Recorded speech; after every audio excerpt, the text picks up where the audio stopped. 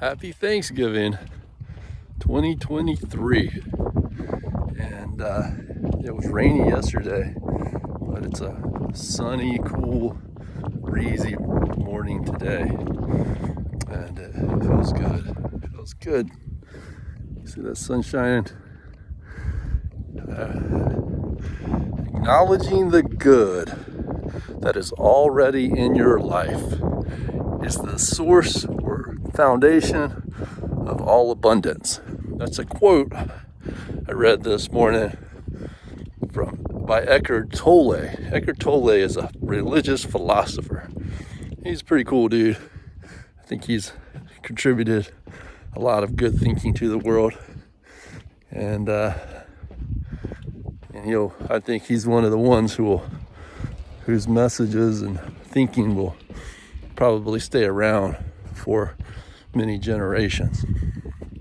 He's a contemporary, meaning he's alive today. And you've always got to be a little bit careful about the ones that are the contemporaries, because their ideas haven't really been challenged and tested as much. But a lot of times, you can kind of tell when their stuff is really rooted in the proven kind of thinking and the kindness and the general,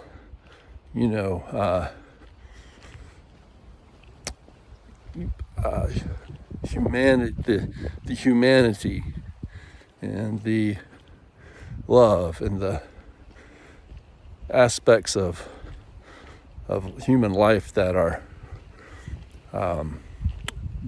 bringing us towards a peaceful way of living.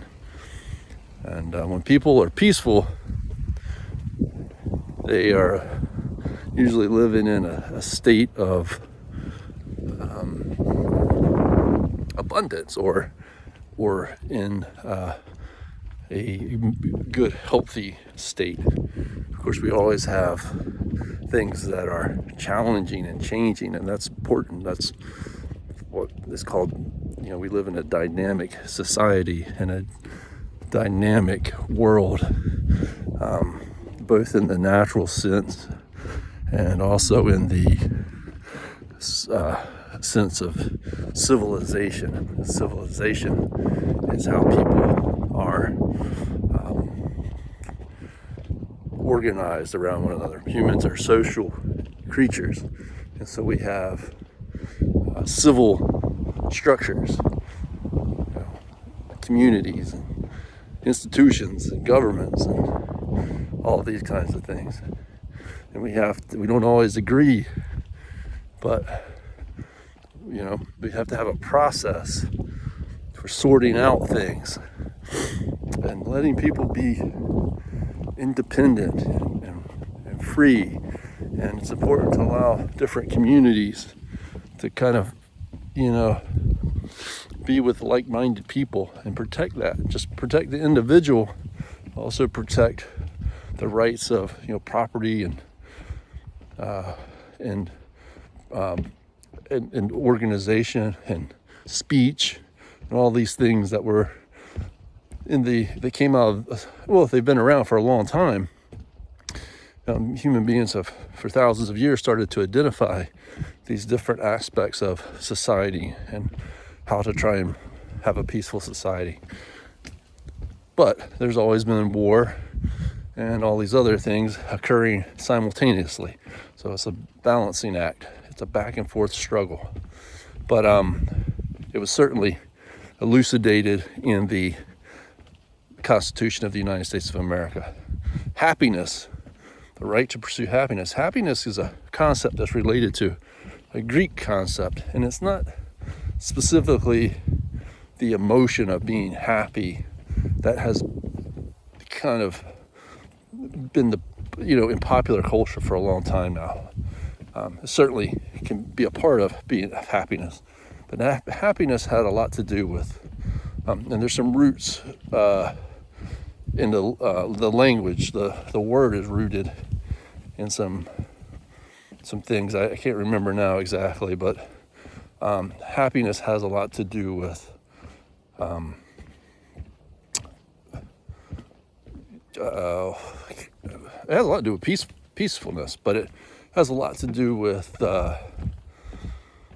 fulfillment or pursuit of fulfillment. That's happiness is this meant, in the Constitution, and it's a little more of a philosophical word than just the emotion of being happy, which is a good thing too. But it's more of a sustained type of thing. It's more of a happy life, a life that is free to find its balance, its purpose, sort of, that kind of thing. And everybody will argue about, well, does life have a purpose or not, or what this or that or the other. They're all just fun things to philosophize about. Be grateful. Be grateful that you get to live and think about these things, that you get to see that beautiful sun, and there's all these beautiful people in the world. And I'll tell you, as unideal as the situation has been with around your mother and me and whatever, I am so grateful for all of you, because without her, there'd be no you, And even though I wish I was seeing you today, I'm still very grateful for you. You're the next generation. So be grateful. Your life is a big adventure. Don't ever feel as though anybody should tell you not to pursue or try to pursue things that are important to you, or that are in your heart, and that are, whether they're small things or big things. Sometimes people will discourage you from real basic things. You just want to do something real basic, something that's fundamental in society, so to speak. And people will, for some reason, want to discourage you from that or say something negative about it. There's some people, and if they're close to you in your life, it's really, everybody's going to have negative and positive aspects to who their character, but some people just live on grinding down on other people. They can't help it. They're something about what formed them makes them extremely negative. And I would encourage you to study psychology and neuroscience in a positive way. There's people who think that psychology is just meant for, believe it or not, for manipulating people or controlling them. That's not at all what we should do with science and knowledge. Psychology, psych has to do with the brain, the mind, personality, who we are, and ology has to do with the study of something. So when you see the word ology on the end of a word, it means the study of something, and it's usually related to trying to build a knowledge base around something, and that's science. And science means knowledge. And as we study these things or acquire these things, they should be used. However, often they are not used for good, but they should be. And that should be your purpose in studying and learning. It should be in the long-term sense of being sensible about it and using it for good, and to the greatest extent possible. So I would encourage you to learn a lot about the brain and neuroscience, and it's always been a very important thing. But in the world we live in today, we have tools and things that weren't available to people. It's one of the areas that it's only becoming able recently to really be studied in the same way that other aspects of the physical world has been able to be studied. And the mind is an extremely complicated thing. But then the whole concept of consciousness is another level of study. It's like it's kind of like a new realm of physics almost. People have been trying to understand consciousness for as long as people have been contemplating human existence and why we're here. But I think there's been in the past and through ancient civilizations up until today, there's been some very good ideas about consciousness, and particularly how consciousness relates to spirituality. And you have a lot of people. Spirituality is sort of a loaded term. It's a term that one group of people take one way and another group of people take another way. But the fact that it's existed, or some reference to that has existed in human history for a very long time, should tell us that it's relating to something that we just don't have a good grasp on, but it's important because it's part of being human. And I believe that that's merging greatly into this idea of some kind of understanding of what consciousness is and the physics of it all. And spirituality is very much related to the concept of energy. And we know very well that energy is probably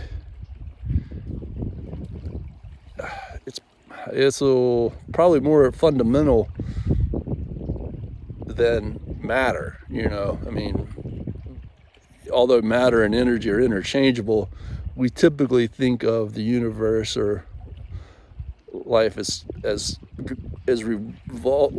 at some basic level going back to energy. So matter, we typically think of matter deriving from energy, and energy is everywhere. It's all through the universe. It's everywhere, and which means it's in us. We are energetic bits of matter, and our consciousness and everything is related to some form of energy.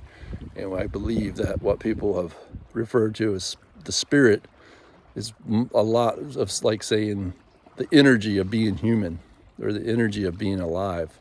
And the Jewish culture uses the term life force, I believe. So it's been around, and in Christianity, they talk about the Holy Spirit. And the other religions before Christianity talked about a holy type of spirit too. It's basically the spirit of good, and maybe we could call that the energy of good. In other words, maybe at a real basic level, we can think about the Holy Spirit as being the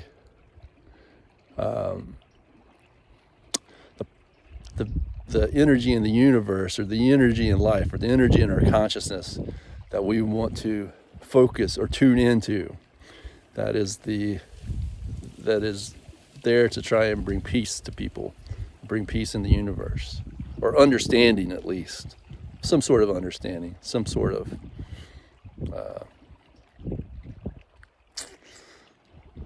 some sort of ability to be grateful for everything. So Thanksgiving, be grateful, gratitude for just seeing this beautiful blue sky, for being alive, for breathing. Your breath work, do your breathing. It does all sorts of things. It's a real thing. Breathing is fundamental, just like eating is fundamental and exercise is fundamental. Breathing is fundamental to our life. And when we breathe a certain way and we get the fresh air and the sunlight in our eyes, it doesn't just make us feel good for no reason. It's actually helping us to produce certain kinds of neurotransmitters and things in our brain. Anyways, I love you, and I'm so grateful for you. And give all your family big hugs and kisses, and that dog, give her lots of love. That's a great dog, and I love you.